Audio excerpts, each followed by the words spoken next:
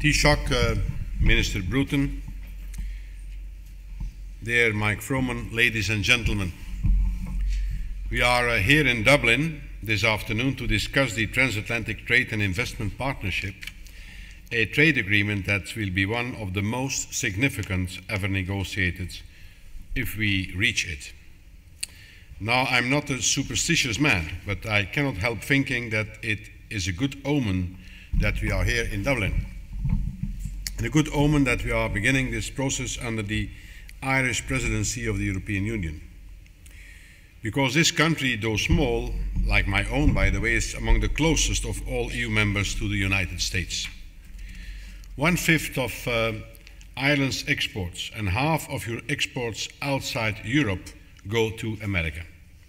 Some 10% of all value produced in the Irish economy is eventually consumed on the other side of the Atlantic.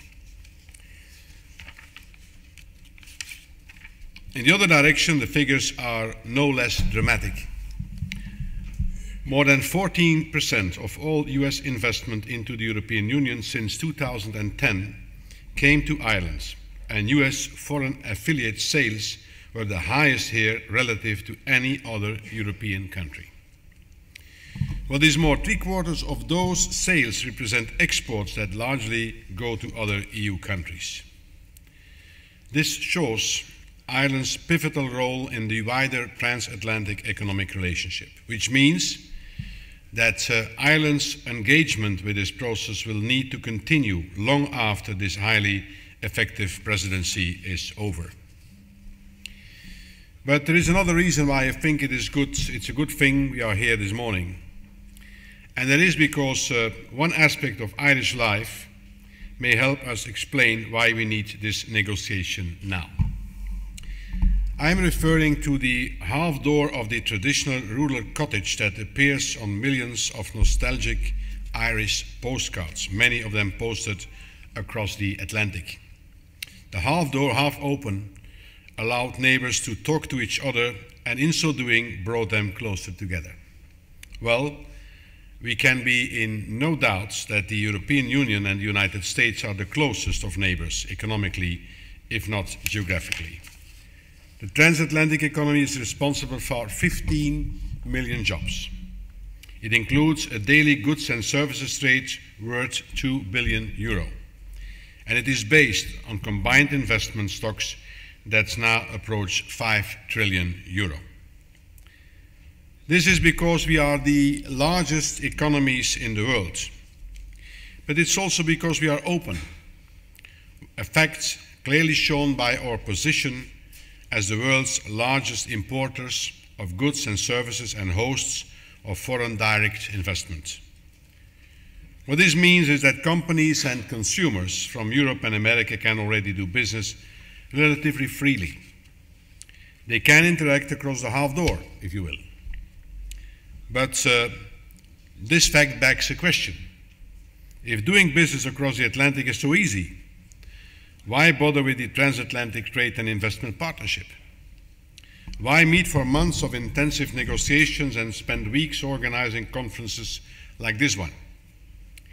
The answer is that the half door is only halfway open. Europe and America can and do interact intensively, but the way into our markets is still encumbered by 3 groups of real barriers. First, tariffs. Both the EU and the US have low duties on imports, around 4% on average, but that doesn't mean they have no effect. For one thing, an average always conceals extremes. And on both sides, our highest tariffs are far too effective for our own goods. For another, the huge volume of transatlantic trade means that the total amount paid into government treasuries is a significant tax on business and consumers. In Ireland's case, tariffs affect many areas of trade with the US, but particularly chemicals, which make up to more than 1/3 of all Irish transatlantic exports of goods and pay tariffs of up to 6.5%. The second group contains barriers in the form of different regulations and standards. We estimate that the differences between our regulatory approaches and the administrative burden those differences create are as effective at blocking trades as tariffs of between 10 to 20% per product. Of course, in the vast majority of cases, regulators on either side of the Atlantic are not aiming to put up trade barriers. In fact, they are trying to do the same thing: protect people's health, safety, environment, and economic well-being. But they go about that objective separately, through processes that have their own quirks and traditions, and in many cases the results are requirements that are different and sometimes even contradictory without good reason. Regulatory divergences that are not really necessary use up time and effort that could be spent on other more productive activities. Ask yourself, do you feel any less safe in a car you rent in France than in one you rent in Michigan? Is a medicine you buy here in Dublin any more safe than one you buy in New York? Again, many Irish businesses are affected by regulatory differences, the pharmaceuticals and medical devices industries in particular. The last group of barriers are found in complex areas like services and public procurement. Barriers to services like finance, telecoms, and the professions include licensing, qualification requirements, and equity caps. Government procurement is also important for Europe, since companies whose business have a large part of their sales to government entities account for 25% of EU GDP and 31 million jobs. However, a number of US federal and state level laws limit European participation in tenders there, meaning lost opportunities. Now, ladies and gentlemen, this long list makes it clear that although the EU and the US economies are very close, we are certainly not as close as we could be. Removing these barriers, pushing the half doors fully open, would deliver two major benefits. The first is a boost to growth.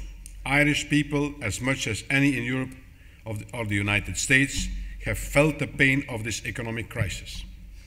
You have made huge efforts to return your economy to growth, efforts which I believe are beginning to bear fruit.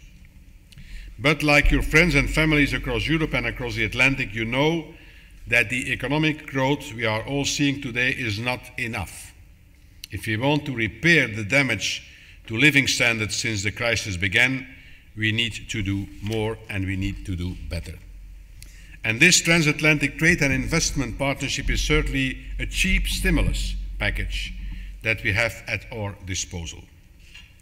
We expect that once it is in place, it will deliver a growth boost to the European economy of 0.5% of GDP. That translates into an income boost for every European household of over 500 euros a year, once the agreement has made itself felt to the full. And even before that, we can expect a stimulus of a different sort, a stimulus to confidence. Uncertainty is the enemy of growth. And unfortunately, despite the progress we have made, it remains in abundant supply on both sides of the Atlantic. A successful transatlantic trade and investment partnership would remove one source of that uncertainty, the risk that the world's leading economies would slide into protectionism. It would send a powerful signal that neither the US nor the EU questions the fact that open markets are essential for growth. And it would make clear that they are willing to put their beliefs into practice by opening their markets even further. Now, the second benefit is a little more abstract, but no less important. It concerns the impact that a trade deal between the two most important economic powers would have on the rest of the world, an impact I believe will be positive. At the most basic level, we predict that our trading partners are likely to see direct economic benefits from this deal. probably somewhere in the region of 100 billion euros. And this is because much of the liberalization we aim for would not discriminate against our other trading partners, but rather benefit to them. Beyond this, however, is a larger possibility that this agreement will contribute to global trade liberalization by acting as a trade policy laboratory. The disciplines of the World Trade Organization are indispensable for international business. But there are gaps in the global rulebook on a range of issues, particularly when it comes to regulation. Many of the rules we hope to agree in the Transatlantic Trade and Investment Partnership will help fill those gaps. Because of our collective economic weight, new transatlantic standards will offer templates for future WTO agreements to be negotiated when the conditions are right. Let me be clear, none of this means that we are ganging up on any other partners. Global deals require a global consensus, and nothing that we will do together seeks to change that. Instead, these agreements will be a way for the EU and the US to lead by example, demonstrating the benefits of stronger rules to implement the principle of open markets. Rules that will benefit all countries in the ever more integrated global economy. However, and there is a big however, we can only achieve these benefits if we can actually do a deal. And we should be under no illusions that this process will be easy. There will be challenges caused by the fact that we are trying to do new things. For the regulatory work to succeed, we will first need to allay people's fears about cooperating in these new areas. That means being realistic about what we can manage. It would be unrealistic for anyone to expect otherwise. However, realism is not the same as sitting on your hands. We should not get discouraged, especially at the beginning of the process. It is possible to find solutions to regulatory barriers to trade and investment. The European single market is a living proof of that, and the challenge is to find them in this new context. And to do so, we will need to be aggressively pragmatic.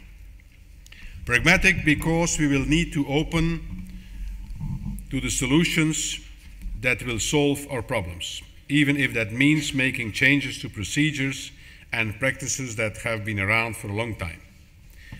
We will need to focus on what works. We will need to be aggressive in our search for these solutions because we know from experience that it can be complicated. In the past, we have seen transatlantic cooperation blown off because of the slightest of winds. Let's not get bogged down by all in minor issues like chlorine chicken this time around. Instead, let's keep in mind the bigger picture we see so clearly today.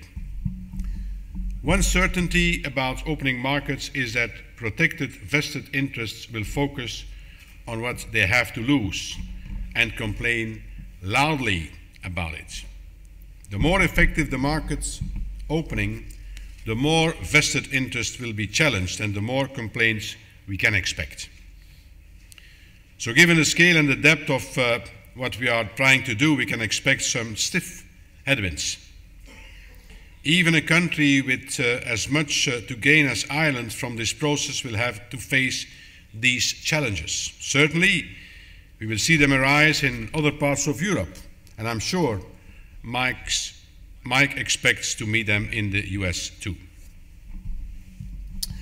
We all have the responsibility to show determination and commitment to overcome protectionist interests. Not just trade negotiators, but also other parts of government, business, and civil society. And as we do this, we would do well to be guided by the sentiments of that great Irish statesman of the 18th century, Edmund Burke. As member of the Parliament for Bristol, he voted in Westminster to remove barriers to Ireland's exports to England. And as a result, he had to face the anger of some of his more protectionist constituents.